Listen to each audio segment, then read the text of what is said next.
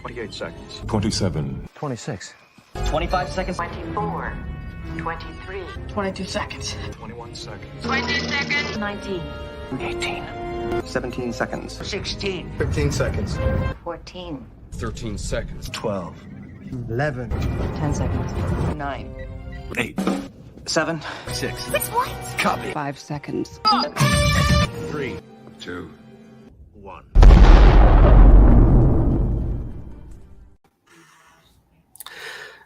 Hello, welcome to Subspace Chatter, the show where we boldly go into discussing Star Trek Strange New Worlds. Today, we'll be discussing the first episode of the new series, simply called Strange New Worlds. I'd like to say hello to the panelists today. Hi, everybody. Hello. How you doing? First, overall reactions. What was your initial thought or initial experience? What emotion popped up when you first saw the episode? Little nostalgia, excitement, and yet the feeling that we were, despite all the familiar characters, it was something totally new at the same time. So I really enjoyed the episode. Good start. Hi, I'm Vanessa. My YouTube channel is I Love Bad Star Trek, and my initial impression of the show was they really towed the line between nostalgia, because I'm a big fan of TOS. So they had a ton of visual cues, like with the uniforms and the badges and everything, and the ship itself. But it still felt placed production-wise in 2022. So I really enjoyed it. But overall, enjoyable experience. Cool. So go ahead. I enjoyed seeing how the characters that we're familiar with, haven't seen them in Discovery Season 2 and then a few of the short tracks, like how much or how little they've moved on since then. Like especially with Pike living in Bear Creek and stuff. Vanessa, thank you for reminding me. I guess we should start with some introductions. I'm Brad. I'm a longtime Trek fan from the original series when it was syndicated. And I've been diligently watching every property that's been produced over the last, lifetime. So, Bob, you want to introduce yourself? Yes, I am also a long time, going from classic to Strange New Worlds, all of the shows, and enjoying, something from each one of them. Some more than others, but definitely enjoying everything. I also run the Starfleet chapter USS Challenger in the Jersey Shore area, which, Starfleet's an international organization and has 200 chapters all over the world. And my chapter's been around for over 30 years, and we have a blast. And we were also very excited. We had our meeting last Sunday, and we were talking all about what we thought it would bring us. So glad to be here again. And Dan, you want to introduce yourself? I like Star Trek. That's it. What a surprise! I had no idea. I really enjoyed the episode as well. Also nostalgia, but I had a few moments, even in the very beginning when they were running through the opening shots, right, and the whole to boldly go speech. The opening sequence. I've really enjoyed how they were establishing new territory, but they were echoing in terms of the soundtrack. They were echoing the original, and there was a lot of nodding to previous opening sequences from recent properties. Mhm. You know, the majestic kind of space scenes and full color, and there were, you know, a lot of tight moments on the Enterprise itself, and then the final shot where the Enterprise zooms off into, you know, these three, you know, into space where these three planetary bodies are visible, and it fades into, you know, Star Trek and you know, Strange New Worlds. That whole sequence there, just to me, it reminded me of the, because as the shot goes, the planets are converging, right? They're coming Mhm. together, and I thought that was a beautiful moment that symbolizes convergence, that symbolizes old converging with the new and moving into some new kind of brave new worlds. It was Mhm. a visually very captivating moment.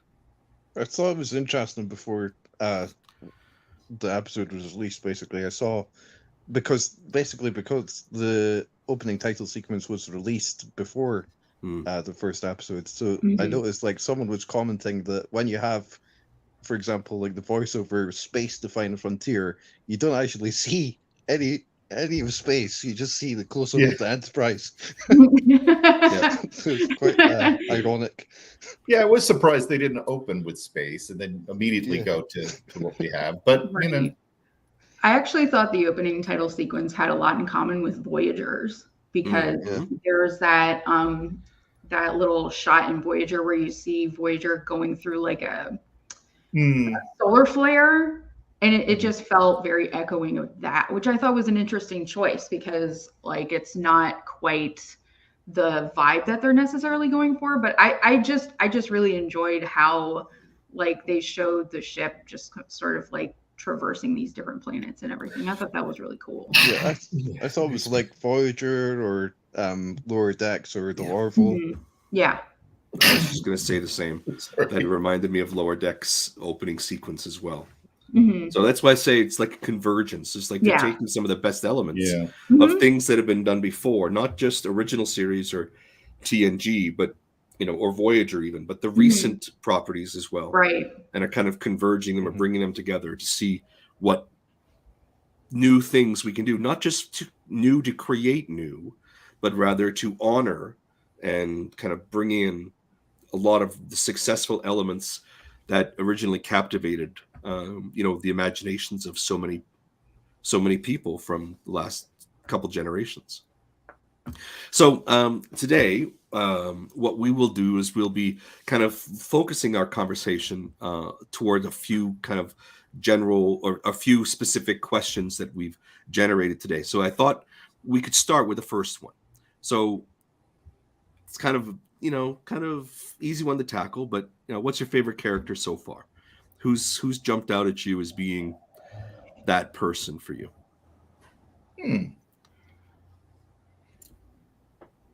Well, Pike overall, but out of I'd say the new supporting cast. Chapel surprised me. Much more animated character, literally animated. She was running around, you know, the ship and everything, and it was a little bit more, you know, less reserved than we remember her from being, you know, in the original. Right. When she's more mature, she's very young here. But Nurse Chapel, who comes aboard as a civilian, if I'm not mistaken, civilian exchange, but she's got to have some Starfleet background or something.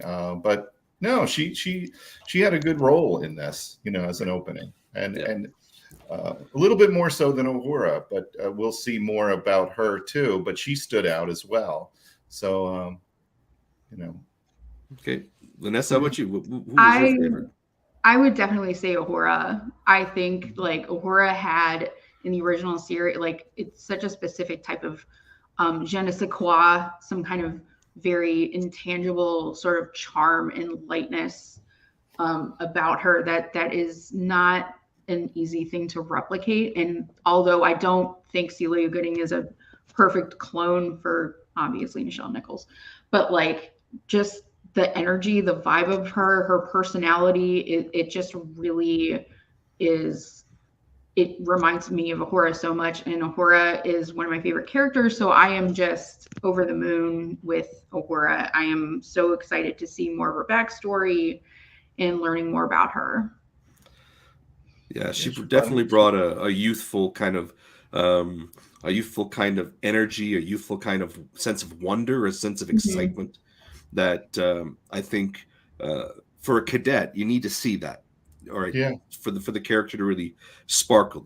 We've seen cadets come all serious and all businesslike, and Right. this was nice to see her effervescence, if you will. Right. She has that same confidence, that same sort of like almost like a swagger to her. I enjoyed her a lot.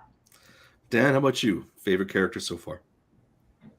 Well, I've basically like got two answers. So haven't seen the first 5 episodes of the show. I'd say Hammer, and I think basically because he's like such an outsider character. Like I know the actor who plays that character, you know, the character just appears at the end of this episode, so you don't really get much of Hammer in this episode. But I know that the actor Bruce Horak has been talking about like being such an outsider sort of character, and like I'm really drawn to characters like that, like a bit like Spock was in the original series.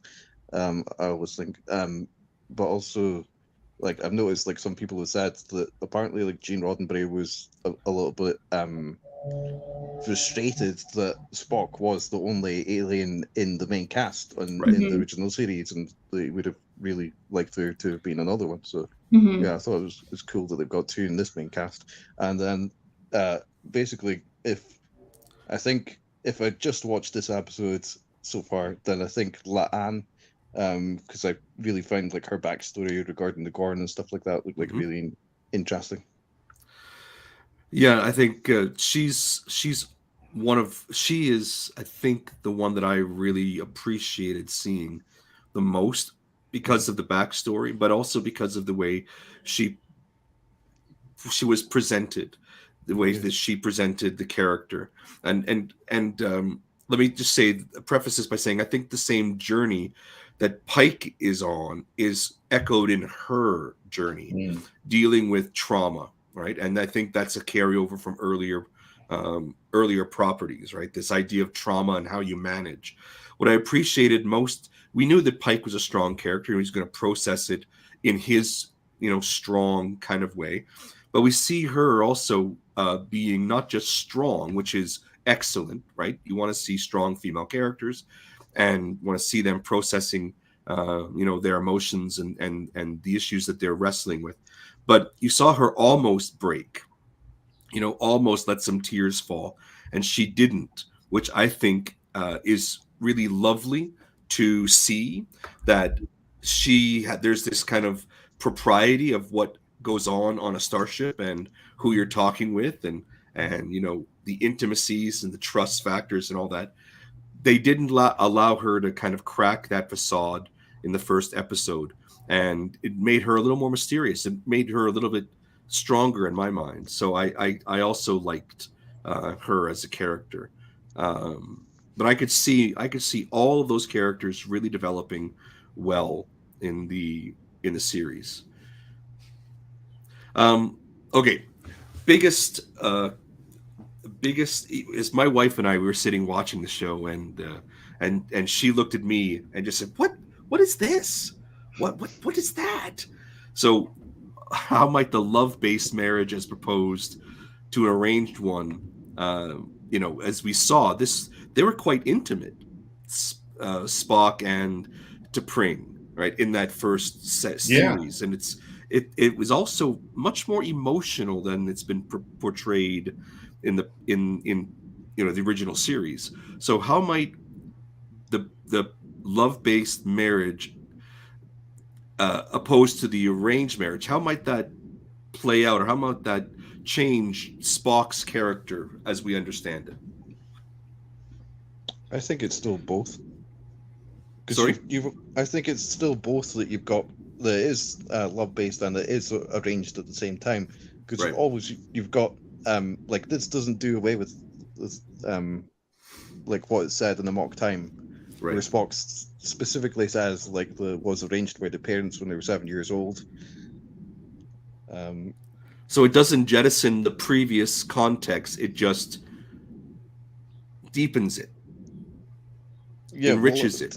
To me, like, I thought, oh, doesn't that jibe with sort of clash with each other? And then, like, other people were commenting that it makes sense that it was like a two-step or two-stage process where they get engaged. The actual engagement is in this episode.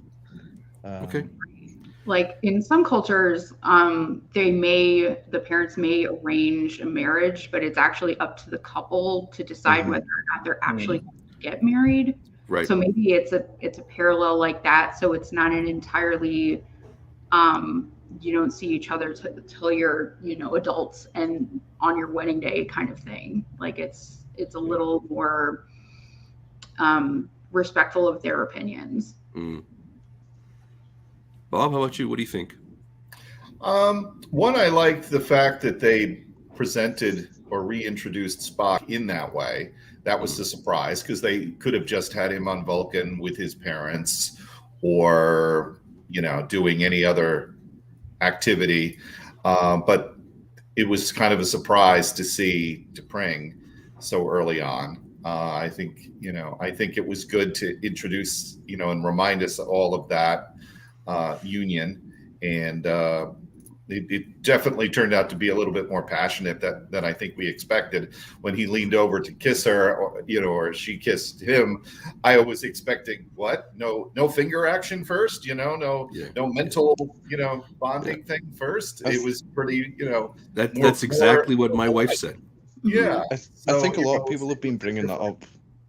Like, there's no finger touching, but we know from the likes of like Enterprise and like Blood Fever that it's not just finger touching. No, of course not. Yeah, but I was expecting a little finger foreplay, if you will, before that. I was thinking that's what they would do first. Then she would say, then slap one on me on the lips there, Spock. I'm a little uncomfortable with constant talking about finger touching. I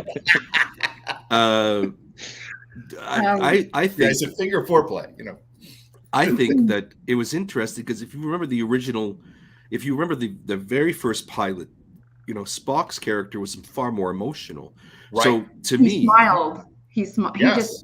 He smiled when plants. he flower. It was like, whoa, look at the vibrating plants. Mm-hmm. To me, this was a nod, like a loosening up of the character in the original pilot, right? Not completely, but it was just a reminder that's where the character began. Mm-hmm. And that Vulcans are emotional, right? Yeah. And what was nice to me in that whole sequence was when the maitre d' or the waiter came over and said, "Could you please not do that here?" Right? Yes. So that was the very Vulcan cute moment. culture, kind of suppressing that emotional expression.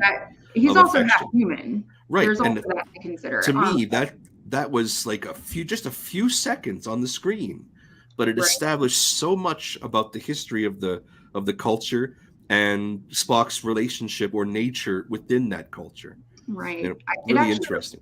reminded me of like the novel The Vulcan Science Academy. Or Murder in the Vulcan Science Academy, has anybody read that? Where the emotional bond that you form when you partner with somebody is very intense. Yeah, right. And I'm just wondering, if that intensity is going to play out in Strange New Worlds. Like if something happens to T'Pring or something happens to Spock, will they become, incapacitated or that kind of thing? Right. So I'm really excited to see. We know where it leads, though. So I thought T'Pring's best line was when Pike, asks Spock, "Are you naked?" And she responds for him and says, "He was about to be." Yeah.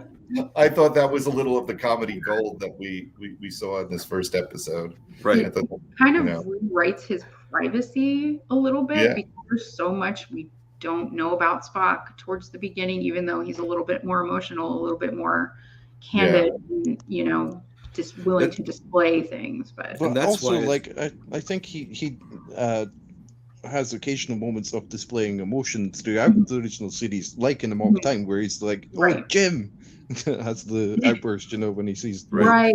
James Kirk is alive. Yeah, I think the opportunities to kind of bring together some old understanding of the character and of the Star Trek universe and how it works, and some of the more recent discoveries, the more recent kind of inclusions, and bringing those two things together. So to my mind, I keep coming back to that image of those three planetary bodies kind of converging together into this bright kind of central core. I think, to me, that imagery is really powerful, and I think that's where a lot of the things that in the first episode, but also in the series, may be going in, bringing things together. I think would be a nice way, or I'm hoping that's how they kind of stitch a lot of that stuff that's been done before into a nice tapestry. So moving on to the next question. So what retcons have been made? Well, let's try that. Let's start with.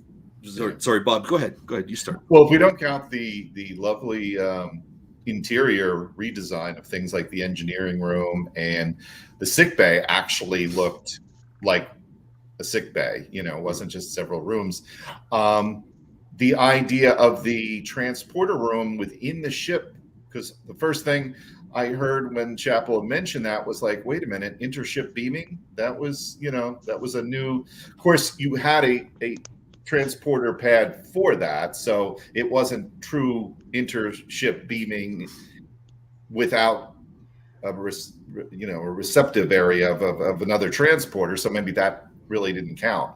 But beyond that, and then beyond the fact that if we're going to look strictly at retconning, T'Pring and Spock don't actually meet, don't have that scene, which would be a shame because it was a great scene. But remember, Spock mentions that he hadn't seen her since a child in amok time. Right. So there's that, and I'd have to rewatch the show to see how they reference Chapel, because at one point Pike mentions her as a doctor, but I don't think he meant literally doctor, because she's a nurse, and then she becomes a doctor by the time of motion picture. So, but that's getting real simpler. So I like how Mbango says that she's his favorite. Yeah, that was a nice touch. Yeah.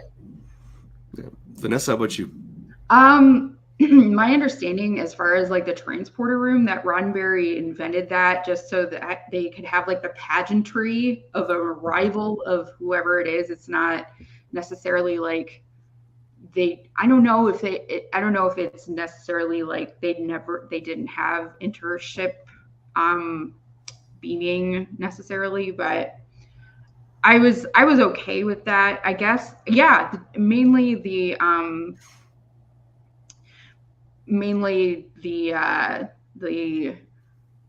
Spock and T'Pring thing stuck out to me the most. I didn't notice too much besides that. Like it seemed to. And I can't speak confidently about whether Kirk arrived on Enterprise before he was captain. That seems new to me, but if anybody wants to correct me on that, I'm open to it. The character that arrived in this episode was George Kirk, right? And that was different guy. Samuel Kirk, his brother. Right. Okay, great. So I thought that I didn't really take much of a pass at the transporter, right? Honestly, because they quickly described it as the emergency transport. Yeah. Right? And I say, okay. It had a transporter receive area, pad. Right. So that may not even fit the definition of intership beaming. So right. So I brought it up as a reference, but thinking about it probably doesn't count. So well, no, I mean it's an unusual addition, not something that's previously established in this kind of era, let's say, right? Yeah. So I accepted it in the context that it was presented. The thing that got me was the fire pit in the lounge. I am not really sure I like the idea of open flame. Now they've done this in Discovery for so long. In and it's still masks bugged, as well. right? I just don't know if I like it. Next It Generation. seems weird to me. They had a fireplace in masks. They had Bajoran flame on Deep Space Nine as well. I think there's been a few times, but yeah, like a huge open fireplace like that. Yeah, it's a fireplace. It's huge. Yeah. So anyway, that's the one thing that jumps out at me as being kind of a pretty vast difference between the original series, let's say, and even the Next Generation, right? And this is, I don't know, still strikes me as odd. Okay, so moving on. Can I respond to the question? Please go ahead. Thanks. So like one shot that like really stuck out to me was when the camera like glides down basically in the engineering bay and it looks massive. And I thought like they've already introduced at the end of the Short Tracks episode, Ask Not, the like engineering on the Enterprise of this time is huge, but that was sort of like pushing it a bit more, I thought. And then also like the Gorn, like I questioned because I thought like Arena was basically generally regarded as the first contact between the Federation and the Gorn. And looked it up and saw that even Memory Alpha referred to it as official first contact taking place in Arena. And then like I then realized or remembered, Enterprise bound that they're then in the Enterprise episode bound that the Gorn hegemony is mentioned. Lorca has a Gorn skeleton in the first season's Discovery prior to this, and that sort of thing. So I think like when people are assuming that Arena is the official first contact between the Federation and the Gorn, they're basing that on like Kirk's lack of familiarity with the Gorn at that point. But I don't think Kirk necessarily represents all of the Federation. And like as like other people have commented, like there would be surely many species that he wouldn't necessarily be familiar with. Okay. Yep. Well, Kirk, that may have been the very first encounter of the slow Gorns, as opposed to those that we saw slithering really right up the walls in Enterprise. So, which don't look anything like the Gorns that we saw Kirk take on.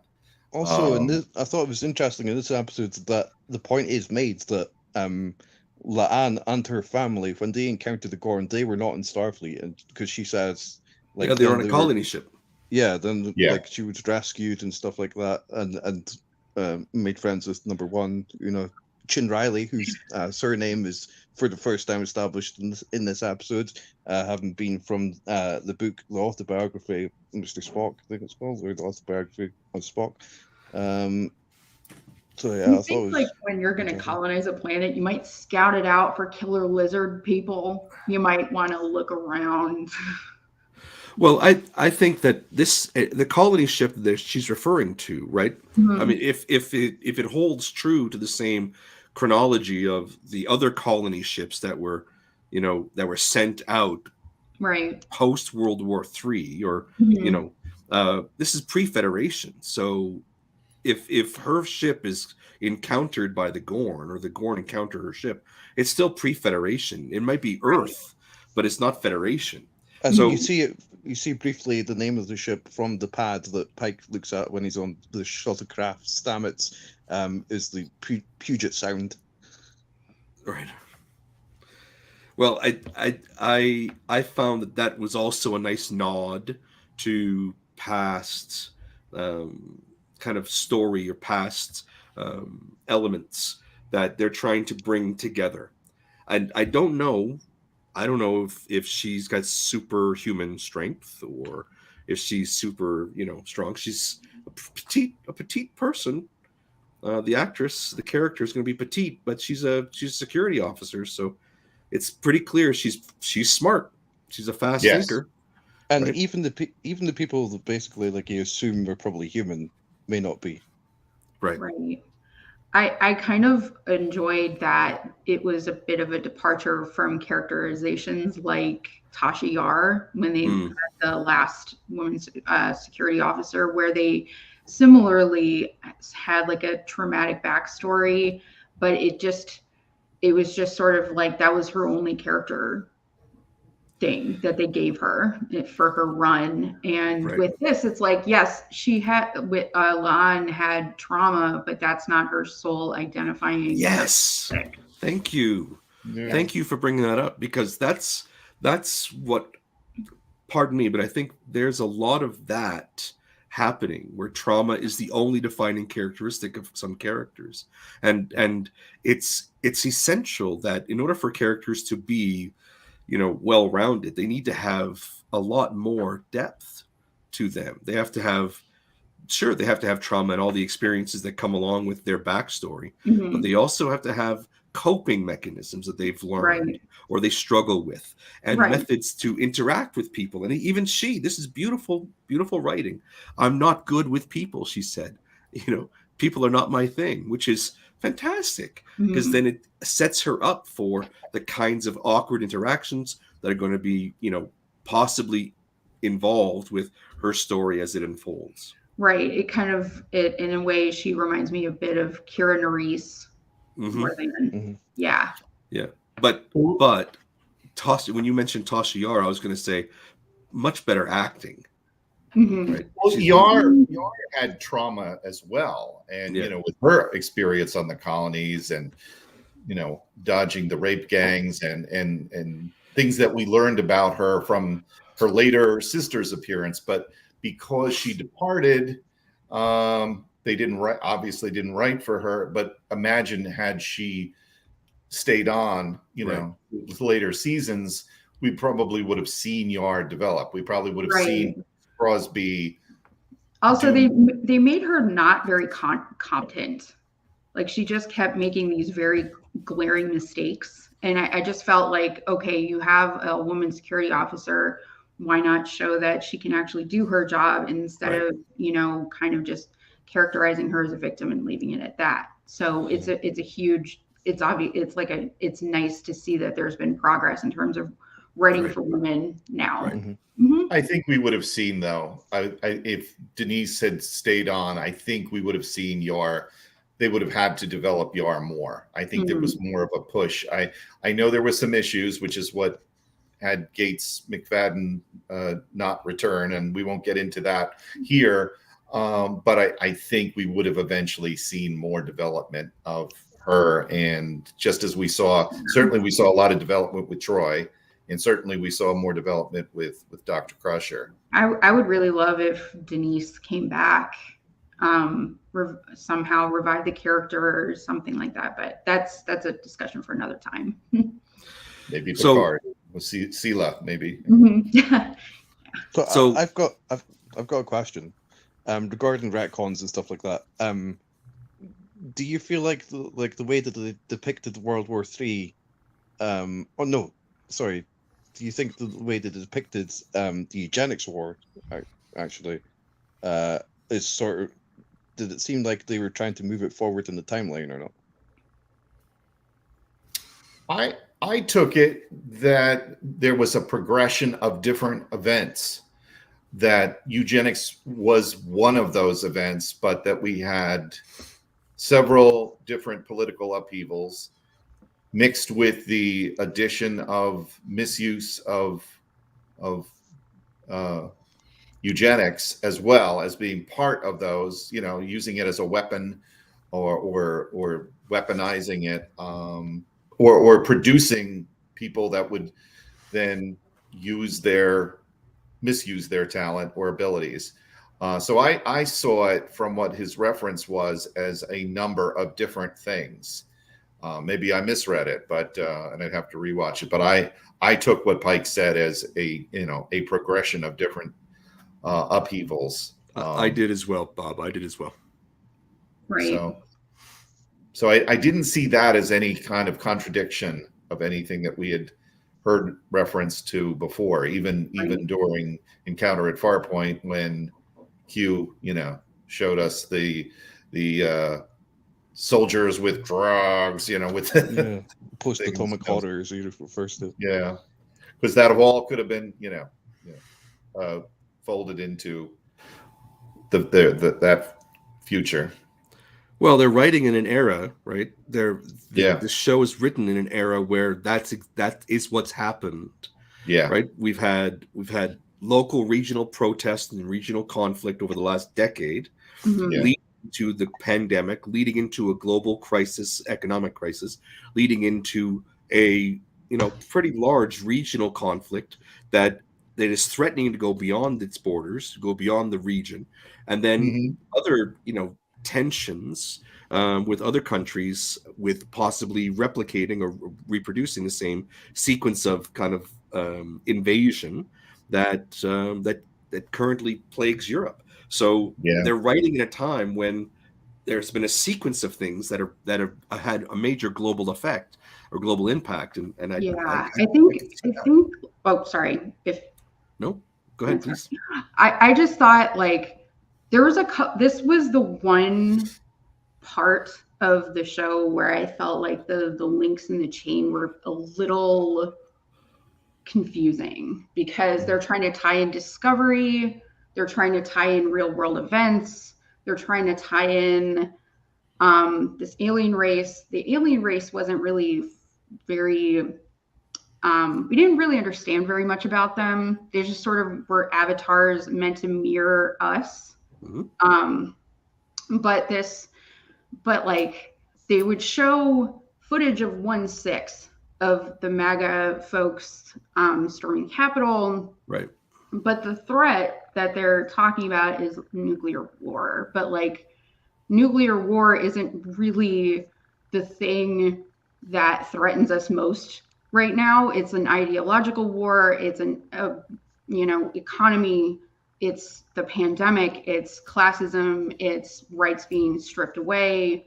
So it's yes, okay, fine. Turn our head towards the present and show it as prescient and important to pay attention to. But why don't we all just get along? Messaging, why didn't everybody just kind of not do what they're doing and stop fighting? I thought that was really simplistic, and I'm confused about who that message is for. Don't nuke each other. Okay. I'm not sure if that's the most powerful thing that they could have done with that message. No, but I don't. So go ahead, Bob. I'm sorry. I took it, and I completely understand your point of view on that. My point of view on it was that Pike didn't give an answer. Pike just said, look at what my planet went through. We went through a number of things that just got worse and worse and worse. Yeah. And we got, and here's my planet now. In the future, we made it through. Basically, he was trying to tell them, I think, that they had reached a crossroads. They could continue on the way they were going and, go into that war. Yeah. Or learn what he was saying, that his world, because he didn't go into details of what caused World War III and the eugenics war and all the conflicts. He just said, this is what was happening. And look at the graphic nuclear fallout and all that kind of stuff. And said, that was our experience. The choice is yours. Right. You can join a bigger club and of other planets and worlds, and see how we overcame things and learn from us and be part of our club or organization or and maybe learn more and see how we overcame things. Right. We ain't perfect either. That's how I took it, and that Pike was just choice is yours. I think the risk of nuclear war is really quite relevant regarding the state of the world with Russia and stuff like that. At least in the UK, I would say. Whereas nearer to mainland Europe and stuff. It might be, I don't know, maybe part of it. But also, like, I thought that maybe like they were trying to like say that because world because the eugenics wars had heretofore basically been dated to the 90s, with Cannes having been referred to as having launched in 1996, and yet we haven't had like the real world history of that having happened. I thought that maybe they were trying to say like that it did actually happen later, but then thinking that, I realized recently that there's a folder in the season finale of Picard that does date it still to 1996.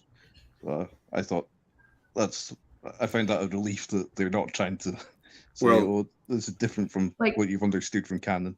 Vanessa? Yeah. I was just saying, like, I felt like with showing the MAGA invasion of the Capitol, like they were showing that fascism is the thing that is meant to be avoided, like that, and to sort of like direct the message towards nuclear winter, I think like sort of convoluted the message a little bit. So that's it like it wasn't as on the nose for right now as they probably intended it to be. That's the takeaway I got. It was a little bit of a dated message. Don't shoot each other. It also felt like a dad talking to like two kids. Oh, just get along, stop hitting each other. Like it's But just also- felt a little reductive. Also, maybe an aspect of that is analogous of the original series. Hmm.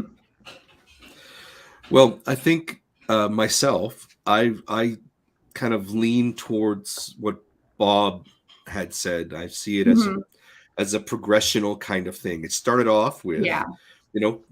differences of opinion. Maybe it was Mhm. political, maybe it was economic, whatever it was. There was some issues that society was wrestling with, and it just kind of expanded from there. And it became, rather than just having people yelling at each other, became throwing rocks and stones and weapons, and then it got magnified and increased, and they had to culminate with World War III, Right. right? Because Yeah, that was like- pre-warp. They had to culminate with that. So Right. and then they presented it in the I think the writers presented it in the context that would make sense for the context of the conflict that Pike was trying to, Hmm.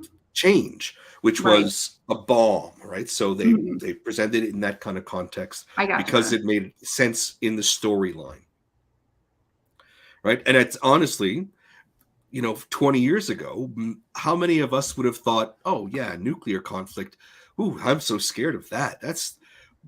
20 years ago we thought nuclear conflict was a thing of the past. We were moving past that, and if anything, the last couple of months has told us that Yeah. it's very much alive, and it's used as a bludgeon, right? Mhm. For bullies to get their way. Mhm. And of course North Korea has always been on the margins, and it's been kind of goofy, and so, we kind of Saber rattling. we just kind of brushed that off as this is whatever, but Mhm. this has become a lot more prevalent, or rather a lot more current than it might have been otherwise. So I'd like to, for sake of time, I just Sure. thought maybe we should move on to the next question, which is Strange New Worlds a fitting title for this episode? Good question. That's a good question. Let's start with Dan. Are you still there? Yeah. Yeah. What do you think? Let's start with you. Well, I thought it might not be the best because it's so concentrated around this one world, as it were. Which actually, the world itself sort of, and the characters there, the Kylie natives, or Kylie people or whatever, sort of reminded me of the culture or the society in the Next Generation episode First Contact, where it was a bit similar, where I think they're not portrayed as entirely as dimensionally as it could be, but it's just a culture and society that's there for the story point of their making first contact.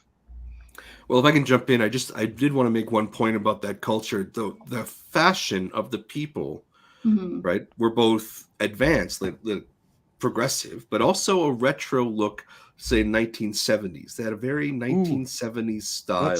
That's really interesting, I think, because when I watched it, like they seemed a bit to me like 1920s. Oh, okay. Well, maybe there's a 50-year cycle of fashion. So Put your short pants in, you know. What do you think, Bob? Let's carry on with the question.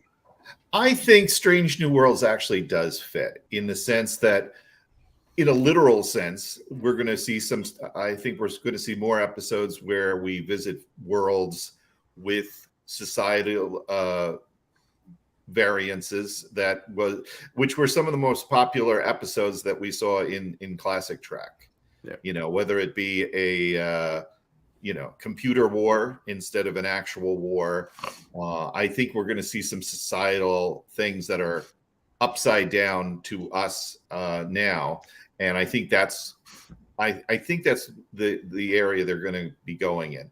I also think, though, the title could be more metaphoric in that we're going to see the individual characters also explore their own strange new worlds of, certainly, and we saw that this episode with how younger officers who've been reintroduced or introduced, Uhura and Chapel, will be going through their progression of becoming the later officers that we get to see in classic. Certainly Spock,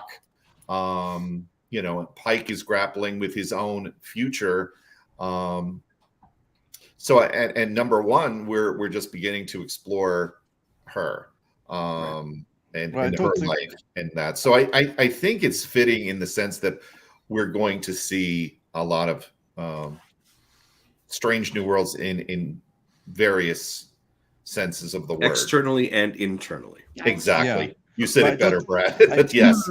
I don't think there's a question about whether Strange New Worlds is applicable for the series, because I think it is generally accepted that it is. But I think there's more, a question about is it the best name for this particular episode? Vanessa, what do you think?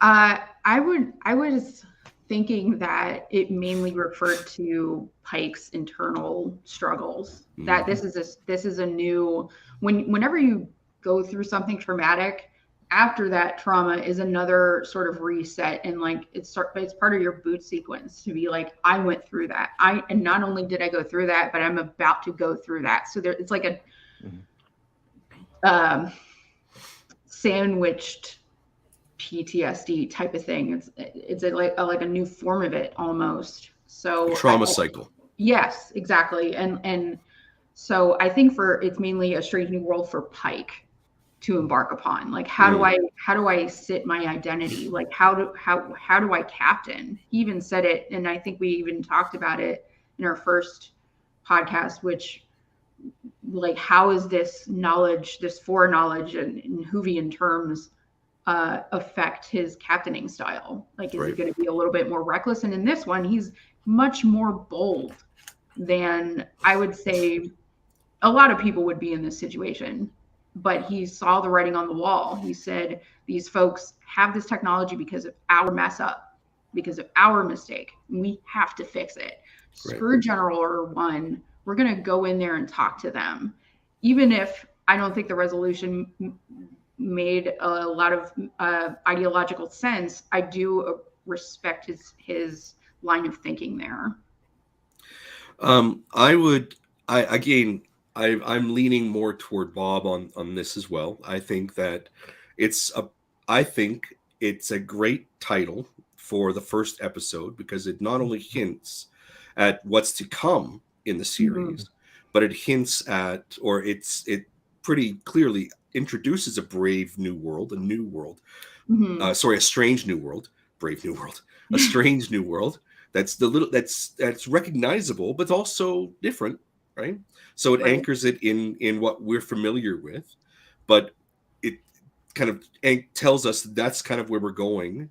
But it also, as we've talked about, there's an internal thing, and you mentioned like a reboot or a hard reboot, or, and in the previous generations, we might have described it as turning over the page or starting a new chapter, right? So there's something yet to be discovered, something unknown. We've got the story up to this point, but we don't know what else is coming. That's the brave new environment. That's this, the strange new thing we're heading into.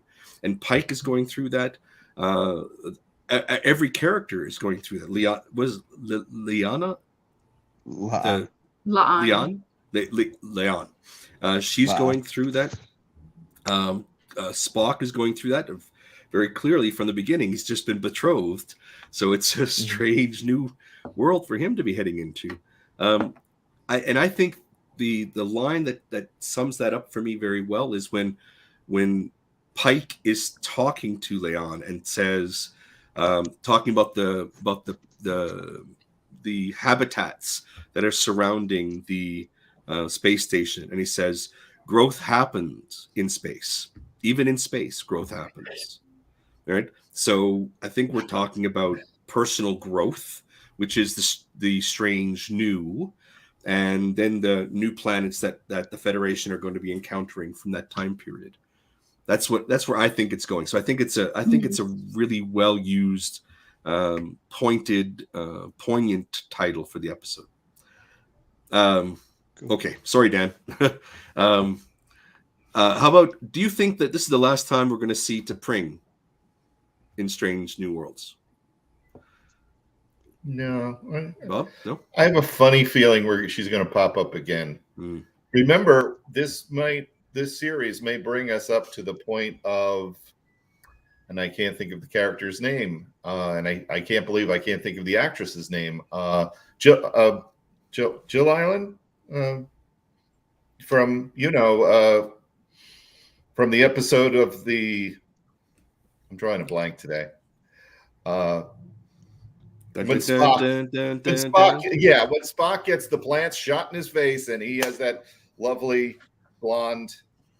Oh, right. Which was thinking a storyline that was to have Sulu, as I recall. Yeah, this side of paradise. The name was, Lorelei or Laura, Right.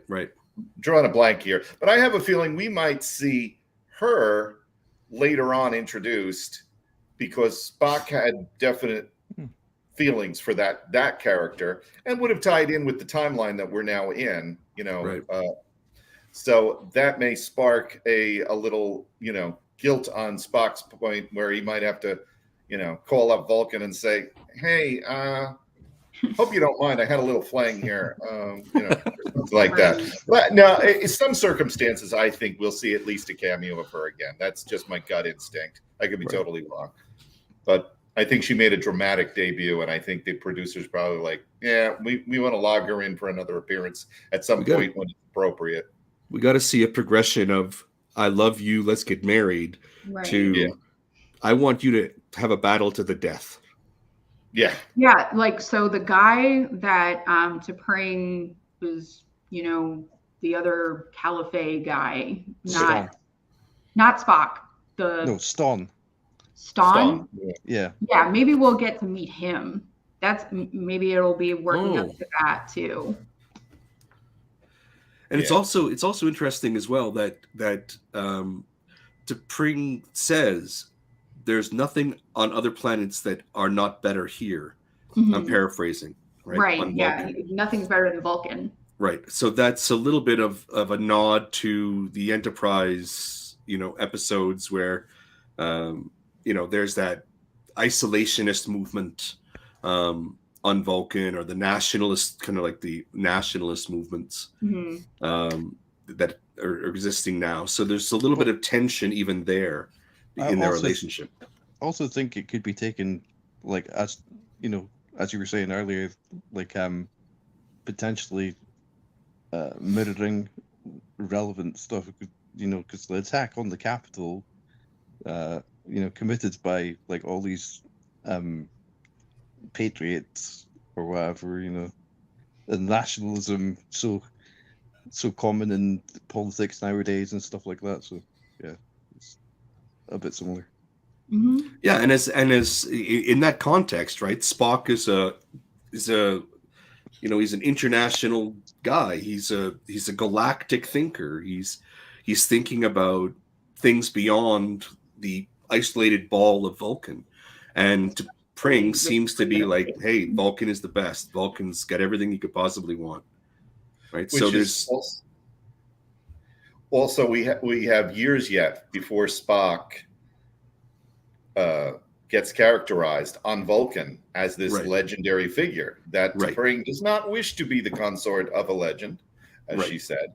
You're And so we right now, she's very open, hoping that he'll sow his wild galactic oats, not Right. in the sexual sense, but in the sense of adventure, that he'll settle, want to settle back down on Vulcan where she wants him.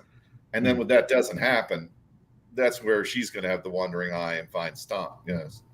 Well, we don't know if she's going to have the don't you dare. Yeah. We don't know what the Vulcan kind of cultural Right. dynamic is for that interpersonal relationship or romantic relationships. We don't know how that's going to play out.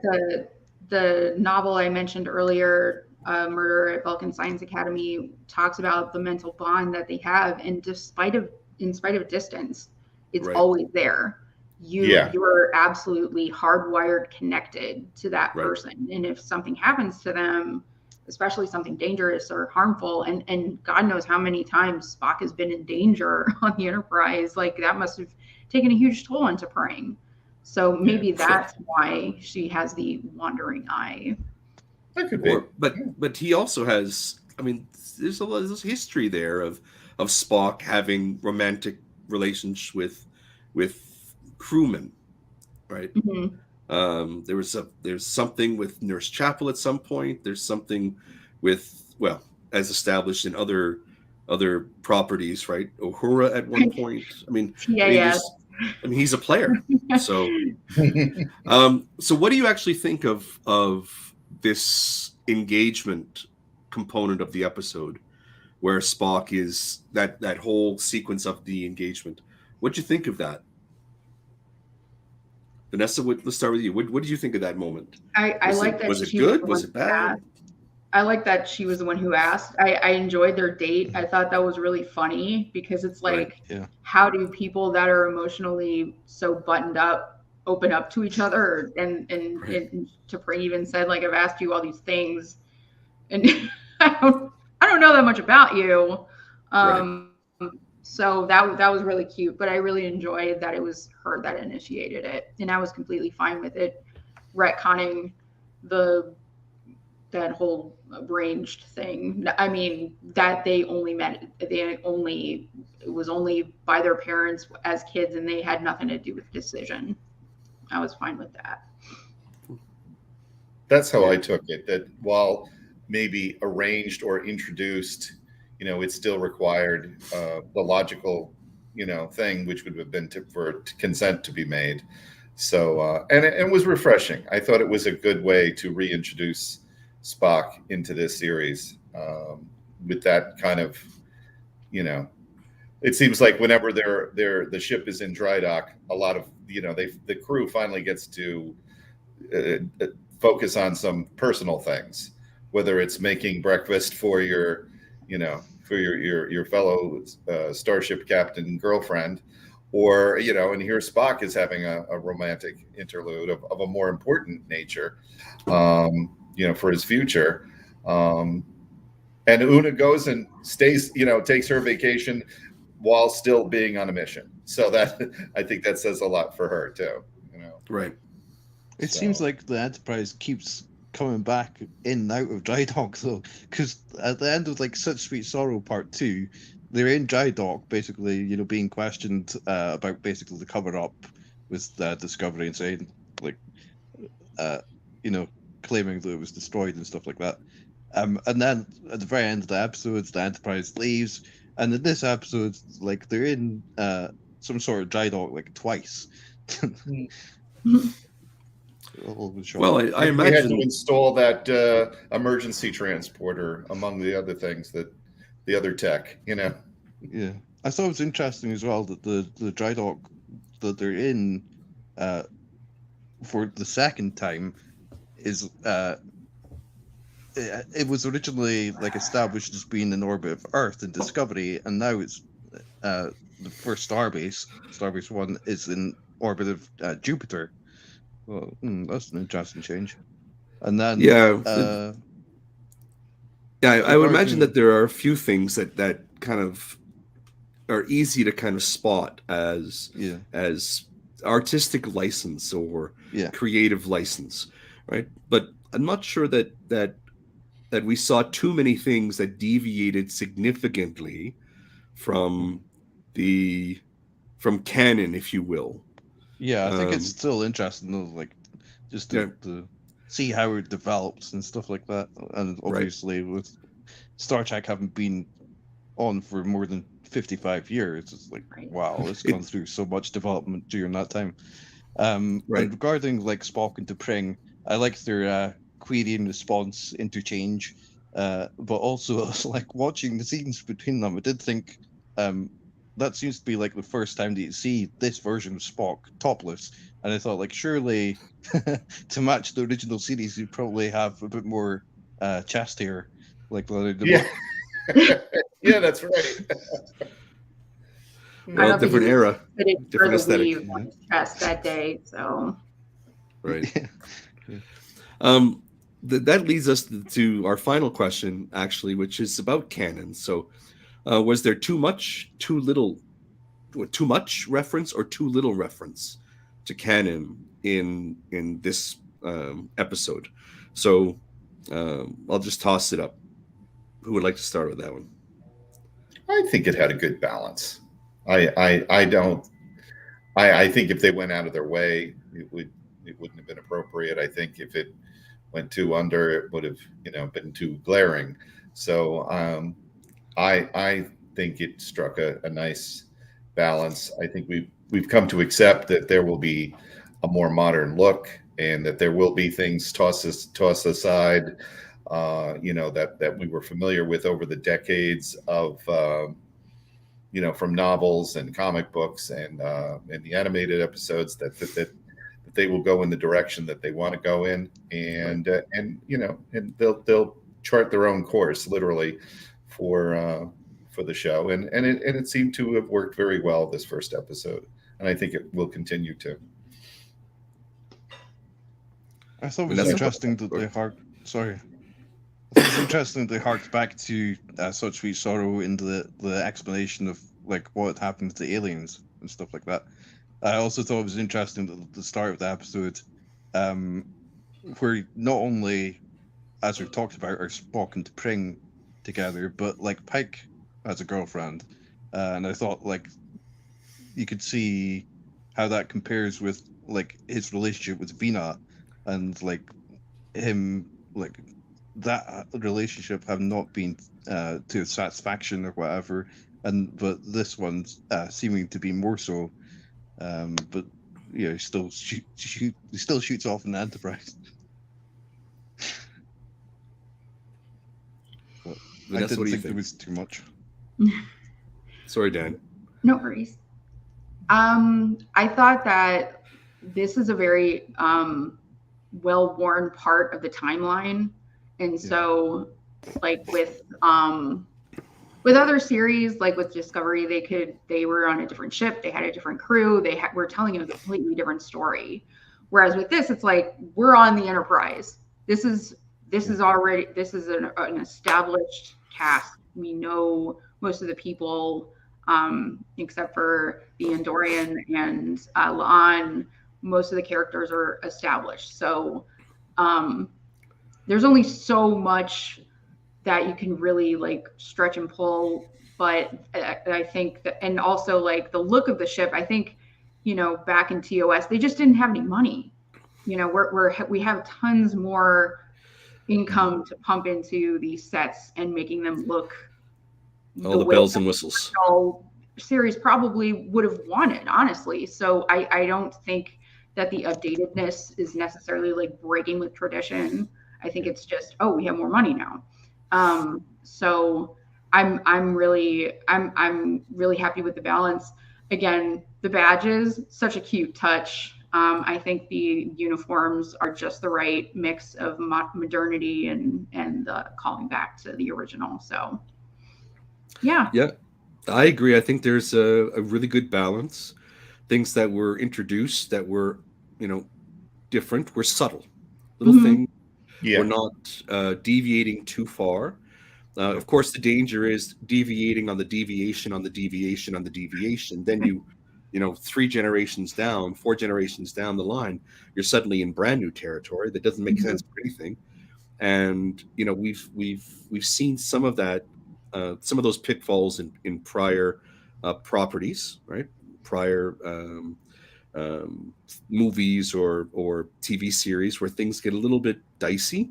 But this time, the little things they did. Those subtle things were easily to accept and weave into what we already knew.